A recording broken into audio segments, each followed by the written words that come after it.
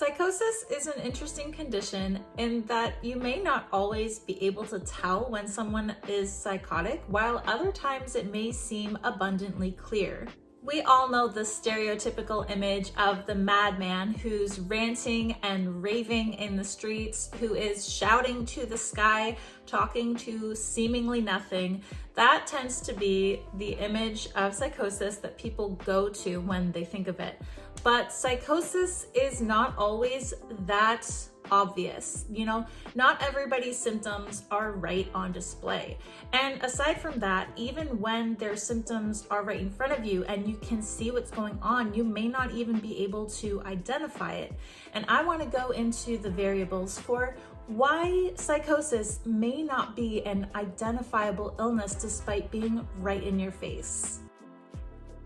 Psychosis can be incredibly subtle. It is not always something that you yourself can see because it's internal. So the experiences a person in psychosis are having are really only in front of them, like with hallucinations. Whatever they're seeing is left to them, so you wouldn't be seeing their symptoms. If someone looked like they were zoned out, staring off into space, they might actually be interacting with a hallucination. They may see something that you don't see. So what could just seem like a small, little, nothing instance to them can be a really big deal. Aside from that, certain types of paranoia can dictate a person's interactions, because if a person is suspicious that they are being spied on, they might not want to let on that this is happening. They might not want to draw attention to that. So if they feel that someone they're talking to has maybe an ulterior motive and is against them or knows something and they have some information on them, they probably want to play their cards close and not let off that they have these suspicions.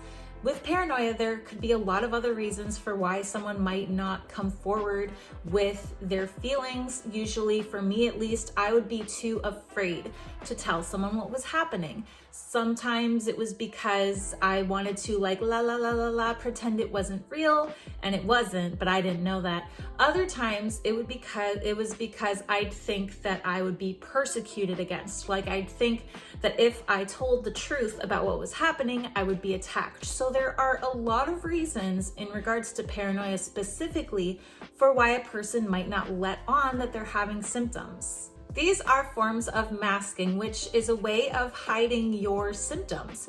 Masking, obviously referring to wearing a mask over your actual face, so hiding your expressions, in this case, hiding your symptoms. And while some people with psychosis have insight and are aware of their condition and can mask intentionally to hide their symptoms, oftentimes people who don't have insight, who don't know that they're psychotic, will mask unintentionally. They don't even know they have symptoms, but they're nonetheless presenting as if they're like with it, I guess, and in reality, they have a lot more going on. For example, I was great at masking in public because oftentimes in public, I would be having very minimal interactions with strangers, like going to the grocery store and buying lunch, something like that. The interaction I'd have with the cashier would be fairly innocuous because there'd be no reason to mention what I was going through. If they asked me, "How was your day?" and I said, "Fine," it was because I didn't want to burden them with how heavy of a, responsibility it is to be God. And they don't need to know that. I don't want to go into that conversation. I have enough of my own self still in there that I can recognize that that's not a conversation I want to have right now. I just want to pay my money and go. So in that sense, I could mask. I wasn't trying to. I was not at all high functioning, but I could pass in public so long as the interactions were short and minimal. Now, this was not always the case, but people tend to be so unaware of what psychosis actually looks like that they won't generally jump to that assumption. So while I couldn't really monitor what I said, I would sometimes say things that sounded a little weird. And so interactions like with the, grocery clerk might go a different way. It might go, "How is your day today?" And I'd be like, I am just so sick of this guy who keeps following me. The guy with the red eyes, he won't leave me alone. That probably wouldn't be something I'd say, but just as an example, that would be an interaction that would probably allude to there's something off about this chick. But they would never consider psychosis. They'd just think I was wacky or quirky or odd, as I've been called in psychosis. For people in the know, it's pretty obvious. My fiance was able to identify that I have schizoaffective disorder right away because he's been, exposed to that. He's met people who have that. He's seen firsthand. But the majority of people don't know what that looks like. They've never been exposed to it. It is more common than I think people realize, but still it's not common that you'd run into a person who's psychotic on your day-to-day basis. So most people that I'd interact with in psychosis had no idea. And I would have conversations with like strangers on the bus or, people at the bus stop. I rode the bus a lot.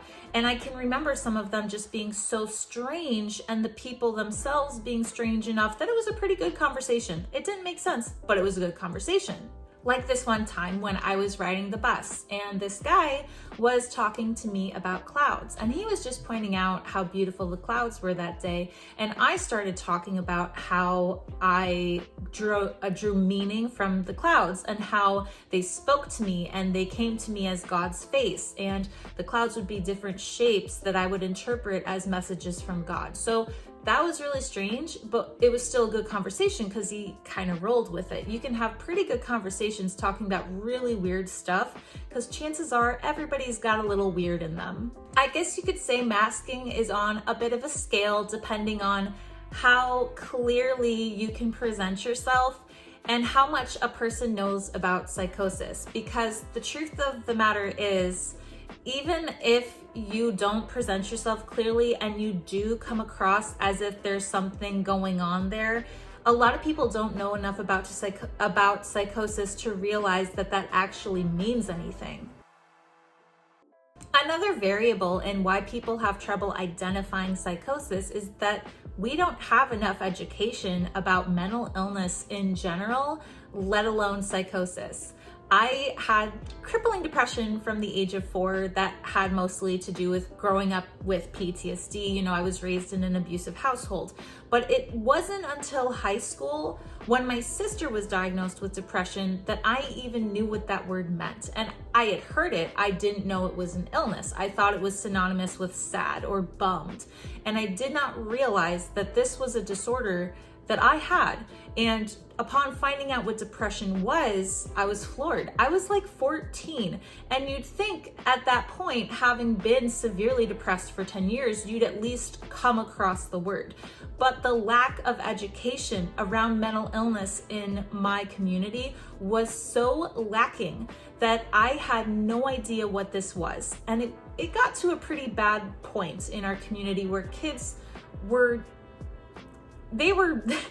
dropping like flies, and we had an actual problem with that. It was called a suicide cluster, where a great number of people die in a very short amount of time. And it wasn't until it got to that point that multiple kids were dying that we actually had any mental illness education in our community.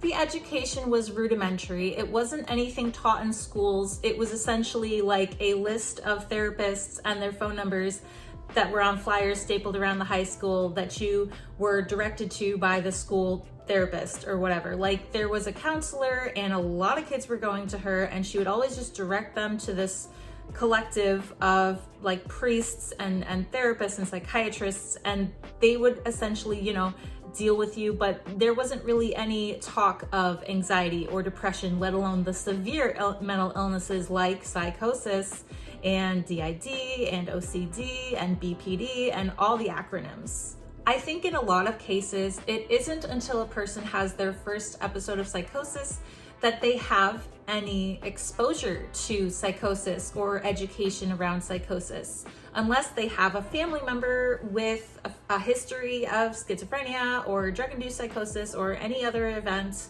They may not have any exposure to it, and this is their first go around. And what a horrible way to learn about psychosis, through experiencing it and not knowing you have it through that entirety of the experience. For me, I had to learn what it was after the fact. I went through it completely clueless, not knowing what was going on, and afterwards had to learn what happened to me.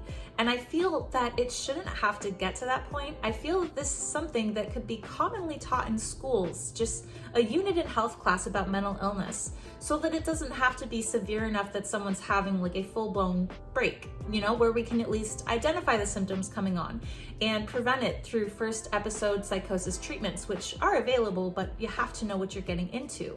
The fact of the matter is, oftentimes psychosis is preventable and it is treatable, and it can be avoided if you know what to look for. For me, I was able to identify my symptoms going into my last episode, and this was great because it got cut short before it got really bad. I never got to the point that I lost insight. I got to the hospital while I still had clarity and knew what was going on. I was able to identify hallucinations and think, yeah, I've been through this before. I know what to do. Unfortunately, I had it 4 times before that, before I knew what to identify. And if people in your life, who know you have a psychotic disorder, can, identify it for you, that helps a lot too. A lot of people don't know when they're going through it, and it really is a lifesaver. I've been in episodes where the people in my life weren't educated and had never seen psychosis and didn't know what was going on with me, and I suffered for it. I didn't have to, but I did. People, not just the person going through it, but the people in their lives really need to know what it looks like, because without knowing the signs, it's very difficult to get treatment. Which leads me into my next point. A lot of the depictions of psychosis that you see in movies and TV shows are wildly inaccurate. And I feel that they don't do a very good job of conveying the actual experience of particularly hallucinations, because that tends to be the most represented symptom. And there, I feel like, are 2 reasons for that. I've kind of noticed that the way hallucinations are depicted is more of a way of conveying that a hallucination is happening than what they're actually like. Because sometimes the hallucinations you see are incredibly realistic, but almost too realistic. And I feel that is so that it can get across that this is a very, very realistic experience to this person. This is as realistic as what you're seeing. So for instance, Pan's Labyrinth, which is maybe not so much about schizophrenia, but is speculated is about schizophrenia, has a lot of very tangible hallucinations where she can pick up food and eat it. And that's not possible with a real hallucination because you can't manifest actual food and eat it, but you can have a real enough experience that you believe you do. So I get why they do that. I get that it's a way of at least, trying to make a person understand. It's not entirely true, but it's an effort. Honestly, I think more movies do a better job than people chalk it up to, because there is absolutely no way of really getting it across. I think the best movie I've seen that got pretty fucking close, pretty dang close, was, what's it called? A Scanner Darkly. And I couldn't even finish it because it was too close. It was way too close to be comfortable for me. However, if it is that close that I'm terrified because of how much I relate, I think that says a lot. But realistically, these are some pretty positive takes because there are just as many terrible depictions as there are close to home depictions. Sometimes it really does paint a bad picture. Sometimes it spreads more stigma than, representation, and I will get into that later. But there's a second reason for why I feel that this is not exactly a clear image of psychosis. It's always from the mind's eye of the person with psychosis. You don't often get movies or TV shows that show the outward experience, because what you see on the outside, it can be hard to tell. Someone may be acting really kooky or erratically. They may be really angry and aggressive, but that doesn't necessarily convey to you that there's anything going on in their head. I mean, yeah, it's a little bit odd seeing people, they're weirdos, whatever, but no way in hell can you actually see their hallucinations. So if what you're seeing in movies is what they're seeing and not what you're seeing in real life, how would you know? I so rarely see any movies that show how a person acts in psychosis, how they dress, how they talk. You know, you don't see that as much as you see their inner world. And another thing I've noticed is even if they're having hallucinations, they still have like a coherent train of thought. And that is not always the case with psychosis because there's a symptom of thought disorder, or formal thought disorder, which is basically disorganized speech and thoughts. And that would be like speaking in strange tangents and just like talking in circles and, you know, repeating yourself, repeating other people, you know, speaking in rhymes, going off on stories and little like offshoots of whatever you're talking about. It's really disorganized. It's nonsensical. I mean, word salad, for instance, you know, is just like potatoes, awful, banana, you know, just like weird words. And you don't get that in the movies. You don't get a lot of symptoms in the movies. It's kind of boiled down to hallucinations. Like a little bit delusional stuff, yeah, I get that. But I mean, hallucinations are just like, bam, this is psychosis. And there's a lot more to it. There are negative symptoms of, you know, losing your communication skills, you know, alogia, which is a poverty of speech, you know, becoming socially withdrawn, which would be asociality, having avolition and anhedonia, where you lose your drive, you lose your pleasure in doing things. These are all symptoms that I rarely see represented. If we could see more accurate depictions of psychosis and not just hallucinations, I feel that people's first exposure, which is often media, would probably get across a better idea of what it looks like. I mean, you're not seeing what it looks like. And I can think of one movie in particular, which I think is just such a great example of portraying psychosis. And it literally has no hallucinations and delusions. You only see her from the outside. Benny and June. This is one of my all-time favorite movies. And I love it because it took me several times watching it to understand why the things she was doing were related to schizophrenia, because I just thought she was quirky. And that's what a lot of people think. You think you're just quirky, because I don't remember where exactly it opens, but pretty early in the movie, she's trying to, direct traffic, and she's wearing a scuba mask, and she's got like a fanny pack, and she's dressed strangely, and she's acting strangely, and she's causing a public disruption. And that doesn't necessarily look like schizophrenia to everyone. That just looks like someone acting really strangely.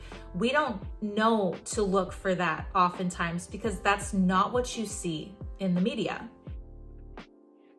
I think what you do see, maybe too much in the media, no, definitely too much, is violence. There is an incredibly common stereotype of psychosis that people who have psychosis are inherently violent. And this is perpetuated by the media circus around the insanity defense cases of people who commit violent acts, usually in psychosis. And unfortunately, this is totally misrepresented.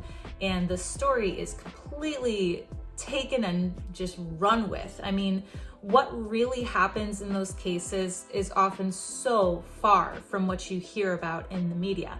And they are so sensationalized that you're hearing about incredibly rare cases that definitely don't happen very often, but you're hearing about it more than any other criminal cases, like in total, because it just makes for a good fucking story.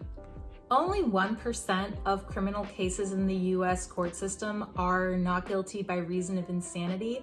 And of those cases, only 1 in 4 actually get the not guilty verdict. And oftentimes this is painted in a bad light by people who don't actually meet the qualifications for this plea, who are like serial killers, for instance, and try to use it as a get out of jail free card. And that blows it up to have a really bad image. And it is not a get out of jail free card. I mean, I'm actually going to be doing a series about the insanity defense in a while, which is why I have a lot to say on it. But there's so much more to look at the stigma around this particular situation, which has largely perpetuated the stigma around violence in psychosis. The truth is that it's pretty rare all across the board. Violence is not a common occurrence with people who have mental illness to begin with, let alone people with psychosis. And it's actually statistically proven that people who are mentally well, I mean, maybe if they're committing violence, they're not that well, but people who don't have mental illness are just as likely, equally, as people with mental illness to commit violent acts. So it's not as common as it's made out to be. And usually in the cases where there is violence, it's not serial killers trying to get a get out of jail free card. It's people who are not inherently violent, who have violent delusions or hallucinations or beliefs that they're trying to save a person and accidentally hurt them, that commit these violent acts against their loved ones, people closest to them. It's not usually like a spree killing. It's, you know, it's an isolated incident that happens very rarely and unfortunately involves many victims, including the person in psychosis. Aside from that, it's been taken as a slur. So to be called psychotic is usually like used in the sense of, oh, this person's high maintenance, this person's annoying, this person is kooky and weird, like you're socially unacceptable, you're against the social norms, you're an outcast, you don't fit in. Like for whatever reason, people will get called psychotic. And for that reason, people don't know what psychosis actually means. I remember inappropriately using the term schizo when I was a teenager, and I used it in the context of a person who was anal retentive. I literally thought that schizo and anal retentive were like the same thing. No idea that schizo wasn't an adjective, that it was an actual condition. Schizophrenia, schizoaffective, had no education, no clue, because I'd only ever seen it used as a derogatory term. So yeah, there are a lot of reasons for why it may not be apparent that a person is going through psychosis. And, you know, from my own personal experience, I have gone through way too much psychosis because I needed the help of the people around me. I was left up to the devices of the people around me, but the people around me didn't know what they were looking at. And I think the scariest part of having this unidentifiable condition is that it can be so incredibly obvious, so in your face, so apparent that something is wrong and people still don't know what they're looking at. For the people in my life who didn't know that I had psychosis, it was alarming, it was scary, and they were very lost and very concerned and very saddened by what had happened to me. And the general descriptions I've been told about myself are that I was a completely different person and I was terrifying.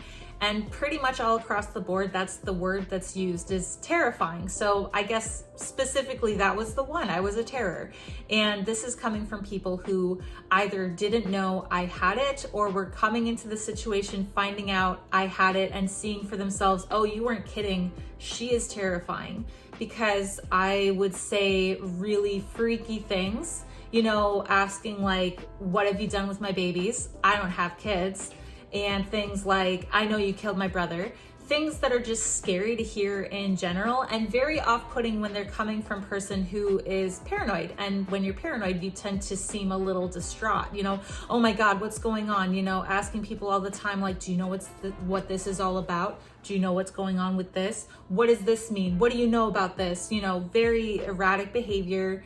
I came across scared mostly because I was terrified. So it can be scary to see your loved one that scared for no apparent reason and not know what they're afraid of and not get an answer because they won't communicate with you. There's a lot to it that was visual, you know, and they didn't know what it was because they only knew the stigma. They had a lack of education. The representation they'd seen in the media was inaccurate or exaggerated. And, you know, there was no exposure to it before this, so they'd never met someone who'd gone through this, and I wasn't able to tell them, and they had to figure it out for themselves, and they had no resources. They had nowhere to go. They didn't know how to get help. Once you learn about psychosis, there tends to be this, that falls into place. That makes sense. Oh my God, it's all so clear. It becomes obvious. And hopefully you'd be able to catch it later on if it ever happened again. But it isn't until you see it and someone says, what you're looking at is this, that you can go, that makes sense. That is what that would look like. Now I know, you know. For instance, me having a hallucination, I would tend to hear things like doorbells. So I would often hear a doorbell and go up and check the door. And to anyone else, it would seem really weird. Like, why are you doing that? There's no one at the door. And I wouldn't tell them I heard a doorbell. I'd just be like, oh, that's annoying, you know? But then you find out she's having hallucinations and you see me get up repeatedly to check the door and it clicks. She's hearing doorbells. That's why she keeps doing that. Things like that. If you're ever in the position that you have a loved one go into psychosis and you see them acting really strangely and you don't know why, don't beat yourself up about it if you don't know right away that what they're going through is psychosis, because I promise you, it took my mom like a year of me being in psychosis to actually find out. She had to be told by a police officer. So it's no one's fault when they don't know what to look for, when they don't know how to identify it. You know, some people may be able to get it right off the bat and be able to say, like, I've never seen this before, but this sounds like what I've heard about. Whereas a lot of people have no idea. No idea. And again, it's not anyone's fault. It's just that we need more education about mental illness. And we need to dispel the stigma of people with schizophrenia being violent. We need to have more accurate depictions in the media, like with Benny and June, where you're seeing what it looks like to everyone else and not from their perspective, because as you know, it's not always accurate from their perspective anyway. Those are just some thoughts. I don't know for sure that this is the same situation for everyone. I just know that from my experience, it was incredibly difficult for everyone in my life to know that I had psychosis. There are people to this day who saw me go through it, who helped me through it, that don't even know I had psychosis, because it's not as apparent as you'd think. Even when it's obvious, it's not always identifiable as psychosis. I just hope that this video helps people understand why it's not the clearest cut thing in the world. You don't always know what you're looking at. Anyway, that's all I have for today. Thank you so much for watching my video. I truly appreciate it. If you have anything you'd like to share, any insight or thoughts, please let me know in the comments. Also, if you have any suggestions for future videos, I'd love to hear your thoughts on that too. I am totally open to suggestions. If you want to check out more of my videos, I put out new videos every Monday and Thursday, so you can look forward to that. And as always, please like and subscribe to support my channel. I'll catch you in the next one. Thanks. Bye.